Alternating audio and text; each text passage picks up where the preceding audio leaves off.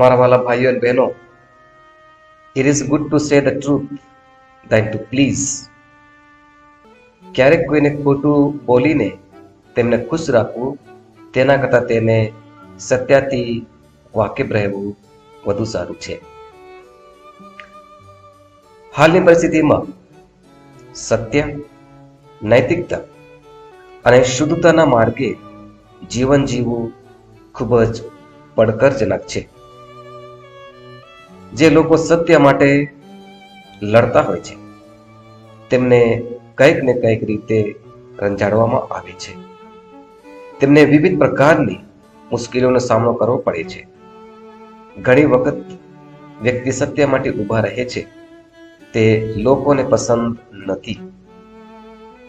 આજના શુભ સંદેશમાં પણ યહૂદીઓ ઈસુને મારી નાખવાને તાકતા હતા, એટલે તેઓ તેમની વચ્ચે રહેવા માંગતા ન હતા.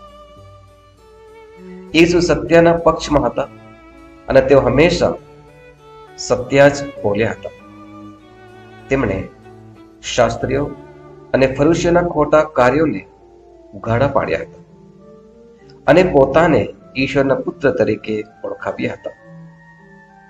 આજના શાસ્ત્ર પાઠો કંઈક મહત્વની બાબતો પર વિચાર કરવા માટે આમંત્રણ આપે છે. આપણે સત્યના માર્ગથી કદી પણ ભટકી જવું જોઈએ નહીં. સંત પોલ આપણને યાદ દેવડાવે છે કે આ દુનિયામાં કોઈ શક્તિ આપણને ખ્રિસ્તના પ્રેમથી વિખૂટા પાડી શકે એમ છે? દુઃખો કે કષ્ટો કે અત્યાચાર કે દરિદ્રતા કે જોખમ કે તલવાર? જો આપણે ઈસુના માર્ગનું પાલન કરીએ અને પ્રામાણિકતાથી જીવન જીવીએ તો ચોક્કસપણે આપણને પીડા અને કષ્ટોનો સામનો કરવો પડશે.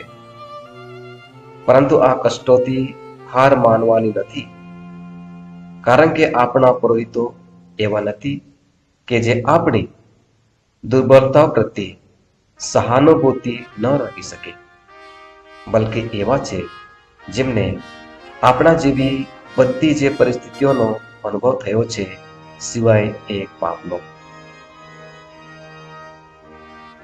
પડકારો તો એટલા માટે આવે છે કે આપણી શ્રદ્ધા ઈસુ ખ્રિસ્ત પ્રગટ થાય ત્યારે એ પ્રશંસા, મહિમા અને માનને પાત્ર ઠરે.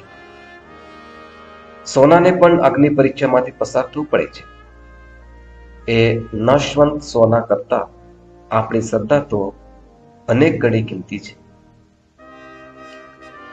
મત્તીના ગ્રંથ અધ્યાય 4 અને લુકના ગ્રંથ અધ્યાય 4 ઈસુની કસોટી વિશે આપણને જણાવવામાં આવે છે. ઈસુ દરેક કસોટીઓ અને પરીક્ષાઓમાંથી પસાર થયા. આપણે પણ જીવનમાં મુશ્કેલીઓથી હાર ન માનીએ, તેમના ઉપર આપણું જીવન રચીએ, શ્રદ્ધામાં મક્કમ થઈએ, જેથી આપણું હૃદય કૃતજ્ઞતાથી ઉભરાઈ જાય. આમેન.